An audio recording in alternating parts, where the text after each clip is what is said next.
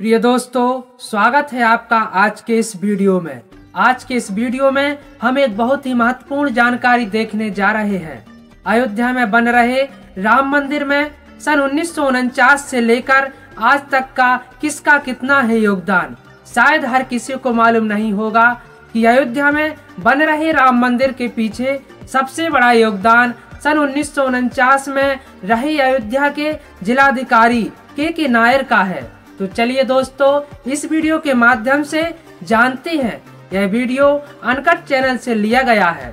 Video का title है PM Nehru UP CM की बात ना मान, आईसीएस के नायर ने मस्जिद में रहने दी मूर्ति और अब बन रहा अयोध्या में राम मंदिर। प्रिय दोस्तों, वीडियो को अंत तक जरूर देखें। यूं तो अयोध्या में बन रहे राम मंदिर के अनेकों किरदार हैं। इनमें संत भी हैं, महंत भी हैं, नेता भी हैं, अधिकारी भी हैं, जिला अदालत भी है और सुप्रीम कोर्ट भी, प्रधानमंत्री मोदी भी हैं और मुख्यमंत्री योगी भी। लेकिन इस मंदिर के तमाम किरदारों के बीच एक ऐसा किरदार भी है जिसने तब देश के प्रधानमंत्री पंडित नेहरू और उत्तर प्रदेश के मुख्यमंत्री पंडित गोविंद वल्लभ पंत की बात मान ली होती या फिर बात न मानने के एवज में इस्तीफा दे दिया होता तो शायद आज भी राम मंदिर नहीं बन पाया होता। इस अधिकारी का नाम है के नायर, जो 1949 में अयोध्या के जिलाधिकारी हुआ करते थे और जिनके एक इनकार ने 74 साल पहले ही राम मंदिर की नींव रख दी थी। जय हो के। नमस्कार, मैं हूं अविनाश और आप देख रहे हैं अनकट। अयोध्या में बन रहे राम मंदिर में के नायर की क्या भूमिका है, इसको समझने के लिए आपको चलना होगा करीब 74 साल पहले। उस वक्त में जब अयोध्या में बाबरी मस्जिद हुआ करती थी और जिले का नाम अयोध्या न होकर फैजाबाद हुआ करता था, तब के नायर फैजाबाद के डीएम हुआ करते थे। पूरा नाम था कडांगलाथिल करुणाकरन नायर। रहने वाले केरल के थे। इंग्लैंड से पढ़ाई लिखाई की थी। तब देश में आईएएस न होकर आईसीएस हुआ करते थे, इंडियन सिविल सर्विस। तो के नायर भी 1930 बैच के आईसीएस थे। कैडर था उत्तर प्रदेश। 1 जून 1949 को ही उन्होंने फैजाबाद के डीएम के रूप में कार्यभार ग्रहण किया। साल 2019 में रामलला को लेकर सुप्रीम कोर्ट का जो करीब 1000 पन्ने का फैसला है, उसमें के नायर की भूमिका के बारे में तफसील से लिखा हुआ है। अच्छा। सुप्रीम कोर्ट के फैसले के मुताबिक 29 नवंबर 1949 को फैजाबाद के एसपी कृपाल सिंह ने फैजाबाद के डिप्टी कमिश्नर और डीएम के नायर को पत्र लिखा।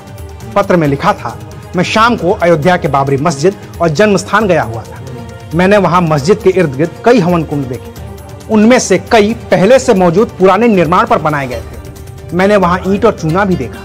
उनका वहां पर एक बड़ा हवन कुंड बनाने का प्रस्ताव है, जहां पूर्णिमा पर बड़े स्तर पर कीर्तन और यज्ञ होगा।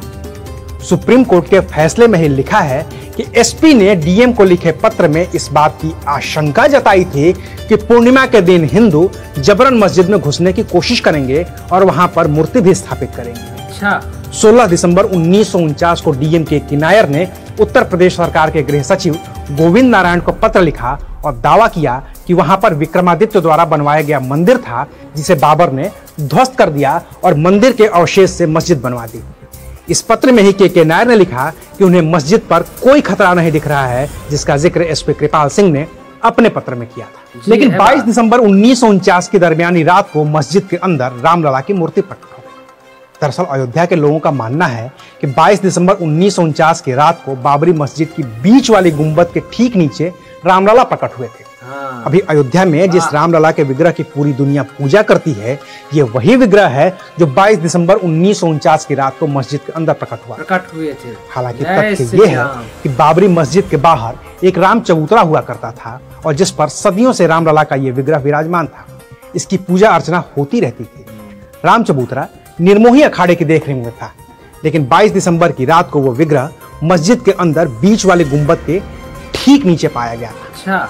अयोध्या थाने के तत्कालीन एसएचओ रामदेव दुबे की ओर से 23 दिसंबर 1949 को एक एफआईआर दर्ज करवाई गई थी। इस एफआईआर के मुताबिक 22 दिसंबर की रात 50-60 लोगों ने राम चबूतरे पर बने मंदिर का ताला तोड़कर मूर्ति उठा ली। वो लोग मस्जिद की दीवार फांदकर दाखिल हो गए और वहां भगवान राम की मूर्ति रख दी। रामदेव दुबे की एफआईआर के मुताबिक मस्जिद में उस वक्त तैनात कांस्टेबल माता प्रसाद ने भीड़ को ऐसा करने से रोकने की कोशिश भी की, लेकिन वो नाकामयाब रहा। उस कांस्टेबल ने और भी फोर्स बुलाने की कोशिश की, लेकिन जब तक फोर्स आती, भीड़ मस्जिद में मूर्ति रखकर गायब हो चुकी थी। रामदेव दुबे ने इस केस में हनुमानगढ़ी के महंत अभिराम दास को मुख्य आरोपी बनाया था, जिन्हें बाद में अयोध्या के लोगों ने राम जन्मभूमि उद्धारक या फिर उद्धारक बाबा कहना शुरू कर दिया। अब हुआ ये कि 23 दिसंबर के सुबह ही रामलला के प्रकट होने की खबर अयोध्या और उसके आसपास के इलाकों में भी फैल गई। लोगों की भीड़ जुटने लगी और भय प्रकट कृपाला दीनदयाला के भजन भी शुरू हो गए। खबर सरकार तक लगी। तब केंद्र में प्रधानमंत्री थे पंडित जवाहरलाल नेहरू और गृह मंत्री थे सरदार वल्लभ भाई पटेल, जबकि राज्य में मुख्यमंत्री थे गोविंद वल्लभ पंत और गृह मंत्री थे लाल बहादुर शास्त्री जी। अयोध्या में कोई बवाल न हो, इसके लिए केंद्र और राज्य दोनों ही सरकारों ने तय किया कि अयोध्या में पहले वाली स्थिति बहाल की जाए। इसके लिए उत्तर प्रदेश के तत्कालीन मुख्य सचिव भगवान सहाय ने फैजाबाद के डीएम को आदेश दिया कि रामलला की मूर्ति को मस्जिद से निकालकर राम चबूतरे पर फिर से स्थापित कर दी जाए। और फैजाबाद के डीएम थे वही के नायर, जिन्होंने एक हफ्ते पहले ही अपनी रिपोर्ट में ये कहा था कि मस्जिद सुरक्षित है और वहां पर कुछ भी नहीं होगा। लेकिन 22-23 दिसंबर की रात को मूर्ति रख दी गई। ऐसे में के नायर को मुख्य सचिव का आदेश आया था कि वो रामलला की मूर्ति को मस्जिद के गुंबद से निकालकर फिर से राम चबूतरे पर रखवा दें। मुख्य सचिव भगवान दास ने यह भी कहा था कि अगर इस काम के लिए अतिरिक्त फोर्स भी लगानी पड़े तो फोर्स लगाई जाए।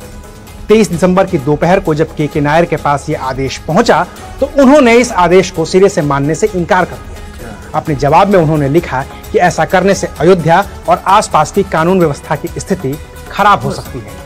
इसके अलावा कोई भी पुजारी मस्जिद से निकालकर मूर्ति को फिर से राम चबूतरे पर विधिवत स्थापित करने को तैयार नहीं। मुख्यमंत्री गोविंद वल्लभ पंत नायर के तर्क से सहमत नहीं हुए। इस पर पंडित नेहरू का भी दबाव था कि अयोध्या में पुरानी व्यवस्था को ही बहाल किया जाए। तो गोविंद वल्लभ पंत ने फिर से के नायर पर दबाव डाला और बदले में के नायर ने फिर से आदेश मानने से इनकार करते हुए अपने इस्तीफे की पेशकश कर दी। 25 दिसंबर 1949 को पत्र में के नायर ने लिखा, अगर सरकार अब भी चाहती है कि रामलला की मूर्ति को वहां से हटाकर बाहर किया जाए तो मेरी गुजारिश है कि मेरी जगह पर किसी और अधिकारी की नियुक्ति कर दी जाए। 26 और 27 दिसंबर 1949 को यूपी सरकार के मुख्य सचिव भगवान सहाय को लिखे पत्र में के नायर ने लिखा कि 23 दिसंबर को जो घटना घटित हुई वो अप्रत्याशित थी और उसे वापस करना मुश्किल था। के नायर ने सरकार को सुझाव दिया कि अब इस मामले को अदालत के हाल पर छोड़ दिया जाए और जब तक अदालत का फैसला नहीं आता मस्जिद में जहां मूर्ति रखी है उसे जाली से घेर दिया जाए। साथ ही मूर्ति को भोग लगाने वाले पुजारियों की संख्या 3 से घटाकर 1 कर दी जाए। इसके अलावा नायर ने मूर्ति के पास सुरक्षा घेरा बढ़ाने की भी सिफारिश कर दी। अब मुख्यमंत्री गोविंद वल्लभ पंत के पास 2 रास्ते थे। पहला तो ये कि वो के नायर का इस्तीफा स्वीकार कर लें और किसी दूसरे अधिकारी को तैनात करके मूर्ति को मस्जिद से बाहर राम चबूतरे पर लेकर आए। दूसरा ये था कि वो के नायर के सुझाए गए उपायों पर अमल करें। गोविंद वल्लभ पंत सरकार ने नायर का इस्तीफा नामंजूर कर दिया और सुझाए गए उपायों को अमल करने का आदेश दिया। इसके बाद से ही कभी वो मूर्ति हटाई नहीं जा सकी और अदालती मुकदमे शुरू हो गए, जिसकी परिणति साल 2019 में सुप्रीम कोर्ट के आखिरी फैसले से हुई, जिसमें अदालत ने भव्य राम मंदिर के निर्माण का आदेश जारी किया। हालांकि बाद में पंडित नेहरू ने खुद इस पूरे विवाद के लिए के नायर को ही जिम्मेदार ठहराया। 5 मार्च 1950 को एक पत्र में पंडित जवाहरलाल नेहरू ने लिखा, यह घटना 2-3 महीने पहले घटी थी और मैं इससे बेहद परेशान हूँ। उत्तर प्रदेश सरकार ने इस मुद्दे पर बहादुरी तो दिखाई लेकिन कुछ खास किया नहीं। उनके फैजाबाद के जिलाधिकारी ने गलत व्यवहार किया और इस घटना को रोकने के लिए कोई कदम नहीं उठाए। कहा तो ये भी जाता है कि सीधे प्रधानमंत्री नेहरू ने के नायर से मूर्ति को हटाने के लिए कहा था। लेकिन के नायर ने नेहरू की भी बात मानने से इनकार कर दिया। नतीजा ये हुआ कि के नायर को उनकी नौकरी से जबरन रिटायर कर दिया गया। 14 मार्च 1950 को वो फैजाबाद के डीएम पद से हटा दिए गए और वहीं से उनका रिटायरमेंट हो गया। बाद में के नायर और उनकी पत्नी सुशीला नायर ने भारतीय जनसंघ का दामन थाम लिया।